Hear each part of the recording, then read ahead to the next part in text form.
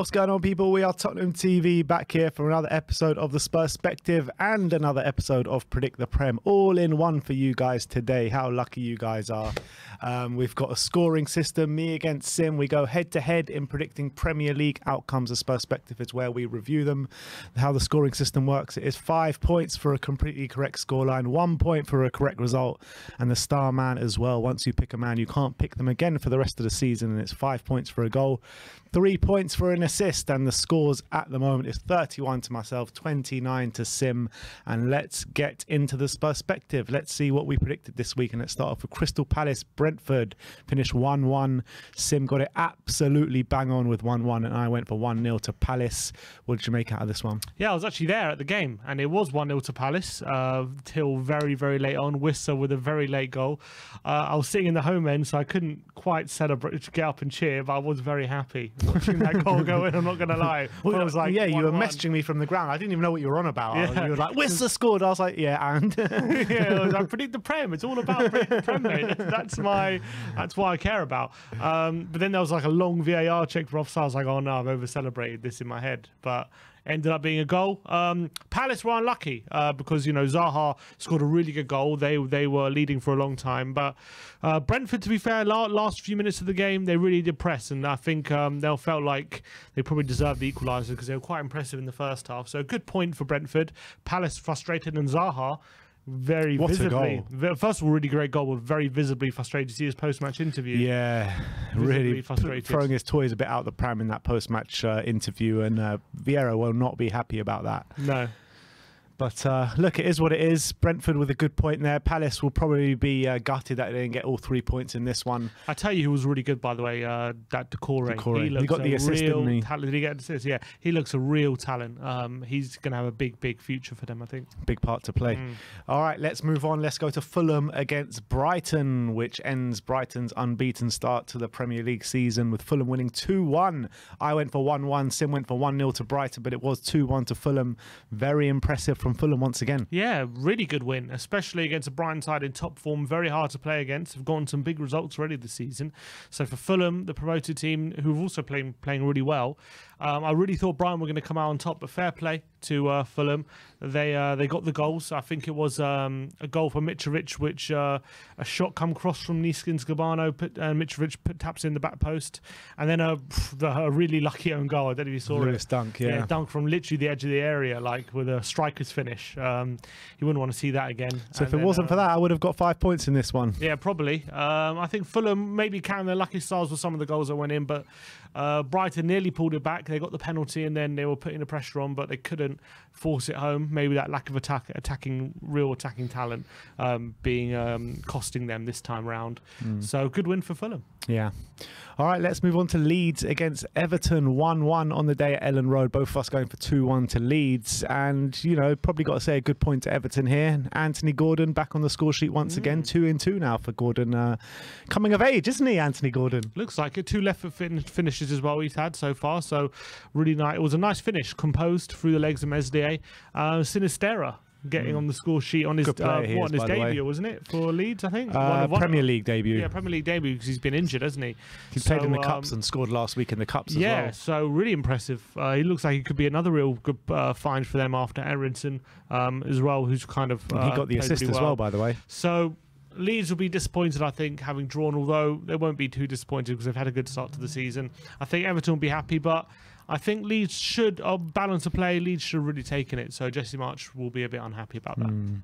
Let's move on to Southampton against Chelsea, which finished 2-1 to Southampton at St Mary's. Both of us went for 2-1 to Chelsea. But Southampton getting all 3 points in this one, which carries on Chelsea's very shocking start to the season. You know, after losing 3-0 to Leeds, now losing 2-1 to Southampton. Not doing too well on their travels this year. Yeah, not great.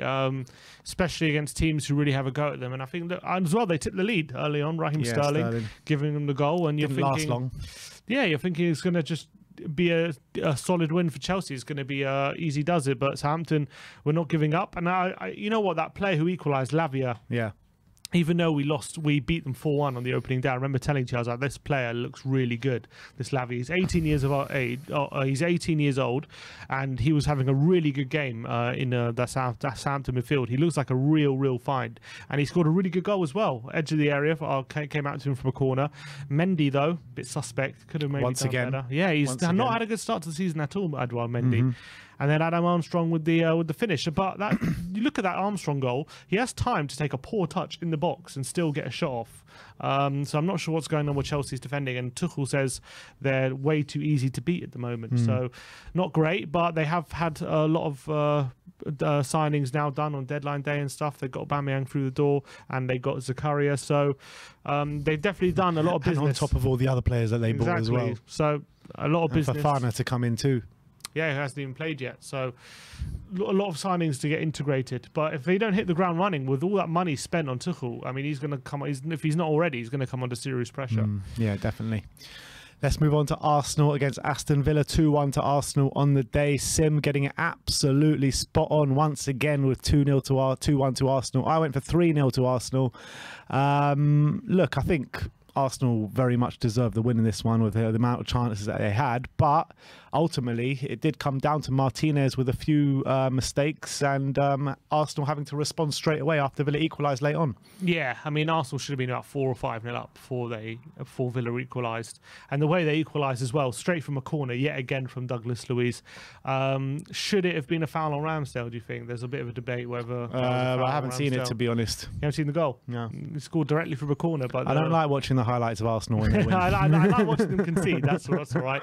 So he kind of I think Watkins was basically literally standing right next to Ramsdale and stood his ground, didn't allow Ramsdale to get near the ball, and obviously Luiz went for the shot. Clearly it was a plan, but a lot of Arsenal fans weren't happy. They thought it was a foul. I think it was a fair move. I think it was I think Ramsdale could have been stronger and to try and get the ball. So look, they got the 1-1, and then straight away, I told you. I remember we saw the score come in. We were at the West Ham game, Spurs West Ham. And I said, don't get too excited because Arsenal are going to score again. Don't worry. Within like 15 seconds, they were taking the lead again. There you go. Martinelli with the goal. Martinez wasn't covering himself in much glory. But Arsenal deserved the victory, and they continue their perfect start to the season. All right, so it's 39-32, some sort of gap here going on now between me and Sim. But let's move on to Bournemouth against Wolves, which finished 0-0. Both us going for 2-0 to Wolves. And after Bournemouth's kind of shocking few weeks, kind of stopped the rot here against the good Wolves side. Yeah, and I think it's a good point. Won't do much for their safety bid, but it's a good point nonetheless. Especially after Scott Parker's gone, you know, they had to rally the troops a bit, and Gary O'Neill's now in charge. Yeah, they haven't appointed a new manager, have they? Still Gary O'Neill. So yeah. Everyone was very surprised when Scott Parker got sacked, but apparently it was more to do with him not being happy with signings rather than results, although when it's straight after a 9-0 victory, people do point to the results. But like, isn't he right to be unhappy with the signings coming up from the Championship, hardly signing anyone? Yeah, he should be, but I think so. I think he has a right to be unhappy, but as well, apparently the club made it very clear to him what the situation was going to be. So if he's going to complain if they made it clear, then I can understand why the club are a bit annoyed as well, why he's making it all public, which I understand. But it does seem like they're destined to go down. But look, they did get a point. Wolves, I saw a few of the highlights. Wolves should have won it, to be honest. They missed the best chance of the game. But Bournemouth did defend fairly well. All right, Man City against Nottingham Forest. 6-0 to Man City. Sim went 3-0. I went 4-0. The Erling Haaland show once again, a hat-trick within, was it 35 minutes or something, 40 minutes. This guy is an absolute sensation. I think it's 9 goals now in the opening 5 games. The quickest player to ever reach 2 hat-tricks ever. I mean, it's a joke. The guy is an absolute joke. He really is. But 6-0, what more can you say? Just an absolute battering. Absolute machine, Erling Haaland. And I think they're all like in and around the 6-yard box as well, every single goal. So he's proper poaching. And that's what we thought he would do at Man City, just hang around the penalty area and mop up the chances they create, because they create bucket loads. But it wasn't just Haaland. Julian Alvarez started the game, got a brace in the second half as well. 2 really good finishes, and all of a sudden, they didn't have any striker last season. Now they've got 2 prolific ones. It might be the case. So Forest, unfortunately for them, got absolutely battered. But is to be expected away at City. Yeah, I've been seeing City fans talking about Alvarez. They already think he's better than Gabriel Jesus, which is crazy after one game. But Yeah. Let's go to West Ham against Tottenham. I mean, you've heard us cover this in deep length, but we obviously drew 1-1. I went 2-0, Sim went 1-0, so no points for each of us there.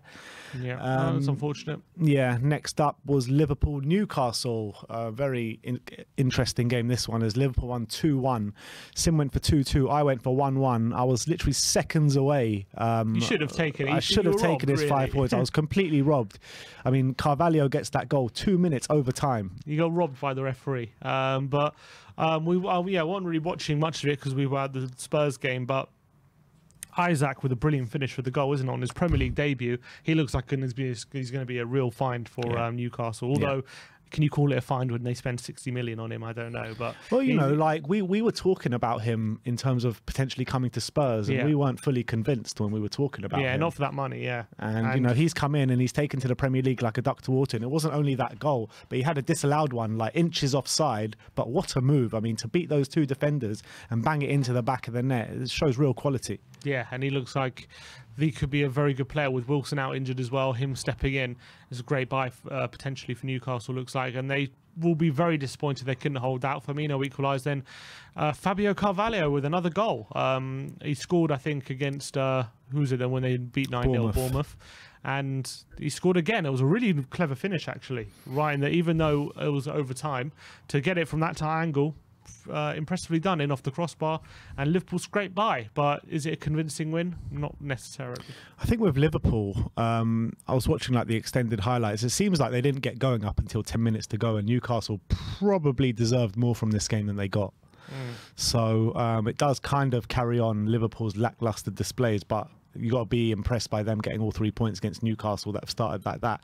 Although Newcastle have actually not won in the last 4 games, but they have had a hard run in there. So last but not least is Leicester against Manchester United, which was the Thursday night game, finished 1-0 to Man United. Both of us going for 2-1 to Man United, so both of us getting a point there. Jadon Sancho sealing the win for Man U. I mean, it wasn't a great game of football, was it? No. I think Man United got over the line again. It was very similar to the Southampton game. I think they'll probably feel like they did just enough to win, although if Leicester did find an equaliser, I don't think it'd have many complaints if they did. But third win in a row now for Ten Hag and Man United after losing 4-0 to Brentford. They've really turned it around with those 3 wins and 2 clean sheets now. Another good performance for Lisandro Martinez. And yeah, I mean, at moments they do play good football, but I do feel like, from what I see, there is still going to be some inconsistency in their play. I wouldn't be surprised if they drop points, in the next few fixtures after 3 wins. But good win for them, and at least he's starting to build something a bit. You can see a pathway. Yeah, I feel like with Ten Hag, you can see that Ten Hag football, like creeping into their game. I mean, it's not fully there yet, obviously, but you can see little elements creeping in every game now. And I think in the long term, they're actually going to be all right. I think Ten Hag is getting his message across. So that's that. In terms of star men, you went for Gundogan, I went to Kevin De Bruyne. Gundogan played the whole game. Kevin De Bruyne came on for the last 20 minutes, and neither of them did anything in a 6-0 win. Yeah, very disappointing. So 2 wasted Man City players for us. At least you've still got Haaland to pick. I don't have that anymore. Yeah. Wow, you've burned 2 Man City players already. Yeah, it is what it is. I'm going to make my way through the squad. But there you go. Look, that's it. All right, let's move on to our predictions now, and starting off with the Merseyside derby at Goodison Park. Sim's gone 3-1, I've gone 2-1. I think it might be a tighter game than people might suggest. Everton, I think, are growing slightly into the season a little bit. I think since they've moved to 3 at the back, they are a little bit harder to score against. Liverpool haven't really found their feet yet, but I still think that they'll creep this one 2-1. Yeah, I'm sure it's going to be a big atmosphere, and they signed a few players on the deadline, Everton, and they got Maupay now, so maybe they got a bit more of a goal threat about them than they did previously, but I still see Liverpool having too much. Nunez is back in the fold. I'm not sure if they got any of the midfielders back, but I think they're going to be too strong for Everton once they get going, and I can only see a Liverpool win in this one. Yeah. All right, let's move on to Brentford against Leeds, which promises to be a good game at the Brentford Community Stadium. I've gone for 1-1 here. I just couldn't split the teams really, and they drew last season, I think, twice or maybe once, and I can see a repeat of that happening. You know, both teams are really good for a goal. Brentford's defence hasn't really stood up this season as of yet, and Leeds, you know, there's loads of goals in most of their games, so couldn't really split these two. Yeah, I think two sides will go for the victory in this one, and I see a fairly open game. Leeds like to press, and they've got attacking talent now, that young talent as well, which makes them look very sharp, and they're playing quite well. Brentford, not losing too many games, and they're also looking very solid side with Ivan Toney in very good form, and they got a very good point last time out against Palace. So I see a 2-2 draw. All right, let's move on to a London derby at Stamford Bridge. Chelsea against West Ham. Both of us are going for the exact same scoreline here in 1-0 to Chelsea. And, you know, at home, Chelsea have been better than they have been away from home this season. West Ham had their first good game of the season against Spurs midweek. I can see West Ham frustrating Chelsea here, but Chelsea just doing enough to get over the line. Yeah, I agree with that. I don't know if Aubameyang will make his debut, but if he does... No, he said he won't. Of course, he's got an injury, doesn't he? He's got a broken jaw, but I think I reckon it's going to be a very cagey, frustrating game to watch. I don't think it's going to be a brilliant game for the neutral, the way both teams play. I think West Ham will happily leave that Stamford Bridge with a point, so I think they're going to set up in that way. And I think it's going to be difficult for Chelsea to break them down. But I do think they're going to find either a moment of magic or a bit of luck or a penalty or something, and they'll just get over the line. But I don't think it'll be convincing. All right, let's move on to Newcastle Palace. Both of us going for Newcastle wins. Sim going 2-1. I'm going 2-0. In terms of my prediction, I like the way Newcastle are set up. I think they're really hard to beat, hard to score against. And I think they're going to frustrate Palace this weekend at St James's Park. I've gone for 2-0. But having said that, Newcastle do have their injury problems. St Maximin out this weekend. But Isaac's in the frame, and he's about, I think they said he's going to get over his dead leg and he should be playing. So I've gone for 2-0. Yeah, I think Palace are obviously a very good side away from home. They're difficult when they're countering against you with the speed of Zaha, Olise and Eze. But with Olise has hardly played though, hasn't he? Yeah, he started last game in midweek. I think he's had an injury. That's why he hasn't played much. But he's come back from injury now. But I think this game could be won in midfield with Bruno Guimaraes and Joe Linton having Bruno a strong Guimaraes start. injured, isn't he? Is he? Yeah. Okay, he's been injured for the last couple of weeks. No Bruno Guimaraes then, but I still think that Newcastle right now, they're even though they haven't won in full games, they're still playing really well, and I back them to turn it around in this game, making it 2-1. But I do think Palace will hurt them, so that's why I've gone for Palace to score.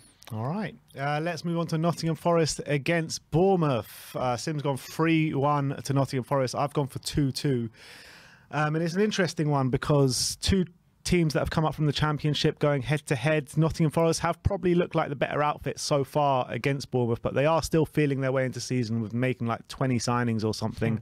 I think this one could be a real goal fest, and I think Bournemouth will probably look at this as opposed to the fixtures that they already had and probably fancy their chances coming up against a fellow promoted team. So I think there will be goals in this, and I've gone for 2-2.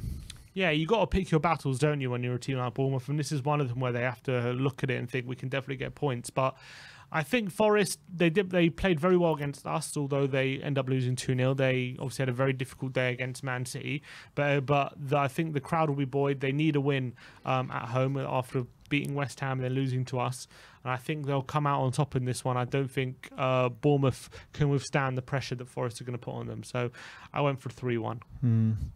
All right. Tottenham against Fulham, which is an interesting one. 3-0 Sim's gone for. I've gone for 2-1 to Spurs. I think that Fulham have started the season really strongly, and I think that they're definitely a big threat from set pieces, and that's sometimes where Spurs' frailties lie. So with players like Adebayo and Mitrovic, they're a big physical presence in the box from those set pieces. So I think they can get a goal from somewhere, but I think Spurs will do just enough to get over the line. Yeah, I think it depends if we let Fulham settle in the game or not. But I have a feeling if we can get the lead in this game, once that happens and Fulham have to maybe come at us a bit and stretch the game a bit, then our structure can lead us to creating a lot more opportunities. As long as the game is even or close, then Fulham are definitely going to be in the game, and that's when it can be close. But I'm hoping We want a response to the draw in on midweek, and the performance wasn't so good. So hopefully we can up it again, and I've gone for a 3-0 victory, and hopefully the three at the back can keep that Mitrovic quiet.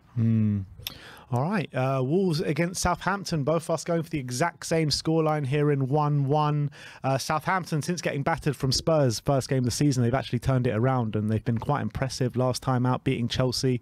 But I think they've got about three wins on the board already, Southampton. So credit to them for turning it around so quickly. In terms of Wolves, it's like draw FC though, Wolves, isn't it? I mean, they draw a lot of games. Their firepower up front hasn't really got going as it didn't do the whole of last season. So I can see a stalemate here at 1-1. Yeah, well, you know, with Wolves, more often than not, it's usually a very close game. 1-0, 0-0, 1-1. That's usually how it goes. And I think up against our Southampton team, high on confidence, I can see them struggling to win this game as well. Although Wolves do have a lot of attacking talent, so if they click, they can punish you. But I think Southampton are going to come into this game high on confidence. So I've gone for a 1-1 draw. All right, 5:30 kickoff on the Saturday is Villa against Man City, and I've gone for 5-0 to Man City. Sim's gone for 3-0, and if Villa lose this game, it's going to be officially their worst ever run in their history, which is crazy to think about. Absolutely nuts. So Steven Gerrard's definitely got to have a look at that, but. You know, they're playing poorly at the moment. They really are playing poorly. And Man City, the way they're playing with Erling Haaland, the fox in the box. I mean, I dread to think what's happening to Villa this weekend. Yeah, I know. At the moment, Villa are a bit all over the place. And with the way Man City are brushing teams aside and scoring goals for fun, it's going to be a long afternoon for Villa. Hopefully for them, they can just get buoyed by the fact they're playing a big game at home, and maybe the crowd can be on their side, and that can the adrenaline can drive them on. But I don't see anything but a mauling for Man City, and there's got to be big question marks after Steven Gerrard if it's a big loss. I don't know if he'll lose his job after this one, but it's going to put a massive pressure on the subsequent games if they get a drubbing here. Yeah. Brighton against Leicester, both of us going for the exact same scoreline here, 2-0 to Brighton. Leicester, another team that are really struggling at the moment. Brendan Rodgers does not cut a happy figure whatsoever. I mean, he was saying after the Man United game on 5 Live, I don't know if you heard him, he was saying that this club ain't the club that it used to be a few years ago, and complaining about the transfers and all this kind of stuff. So I think he's going to be out the door pretty soon, and they just look very disjointed, Leicester, at the moment. You don't know where their next points are coming from. And Brighton, on the other hand, started the season really well, albeit did get their first loss in midweek against Fulham. But I expect them to get back to winning ways here. Yeah, I think Brighton are going to come out on top, and Brendan as well. He just cuts a figure bit like Pochettino near the end of his reign, just like a figure who's done all he could, and there's only so much he can do, and he kind of feels like he's lost that spark about him, doesn't he? He's done a brilliant job at Leicester overall, but I think he's probably taken them as far as he can. I think he should go to Villa, you know. You should go to Villa. Yeah. Well, we'll do a manager swap. Do a manager swap, yeah. Maybe that'll be a good move. But I think, he's taken them as far as he can. He seems just like he's lost that motivation.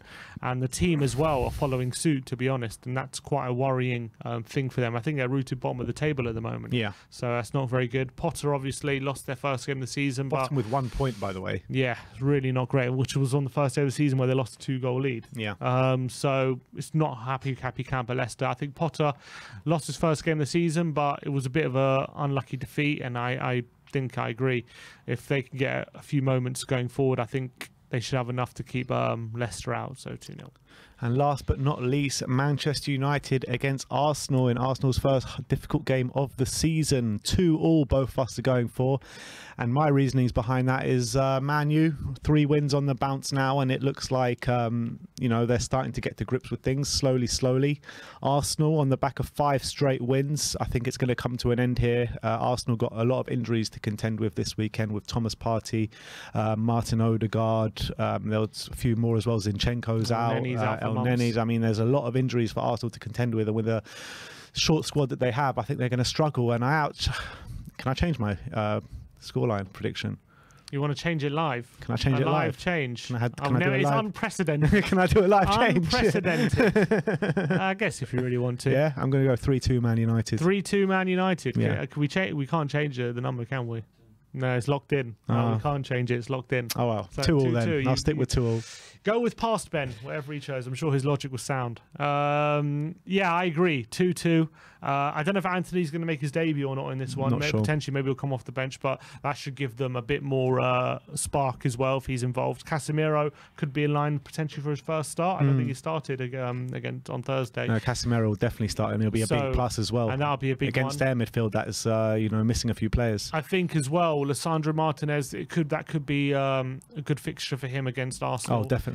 So we go. So yeah, I think it's going to be a draw. I think Arsenal they're still playing very high on confidence. They're still playing really well at the moment. So they could have enough for a couple of moments, more than a couple of moments, to really hurt Man United, because I still don't think their backline is perfect. They just haven't been put under serious pressure as of yet, recently. But I've gone for a Desmond. All right. And let's move on. Not 3-2 to Arsenal, 3-2 to Man United. Don't you dare. Don't you dare. What do you think this is? So we are changing it. 3-2 to Man United. All right, we've got the change locked in. Big up. 3-2 to Man United. And last but not least, let's look at the star man. And we've got a head-to-head Nottingham Forest against Bournemouth. Sin's gone for Brennan Johnson. I've gone for Kiefer Moore. My explanation for that is because I feel Nottingham Forest concede quite a few chances every game, and with a physical presence like Kiefer Moore up there, I think he's going to have a few chances this game, and not only from open play but also from set pieces he's very dangerous from as well. So that's why I've gone for Kiefer Moore. Yeah, I've gone from Brennan Johnson just because I think he's actually looked decent at the start of the season. I think he also scored so many goals last season in the Championship, and they're pretty much Championship level opposition in Bournemouth. So I think in the home game, I think he's gonna step up, and he's gonna have a couple of chances, and I'm back him to taking them. So I'm going for Brennan Johnson. All right. So I think that is that for Predict the Prem and Spurspective. Let me know your predictions in the comment section below. Like, subscribe and comment. And as always, come on you Spurs.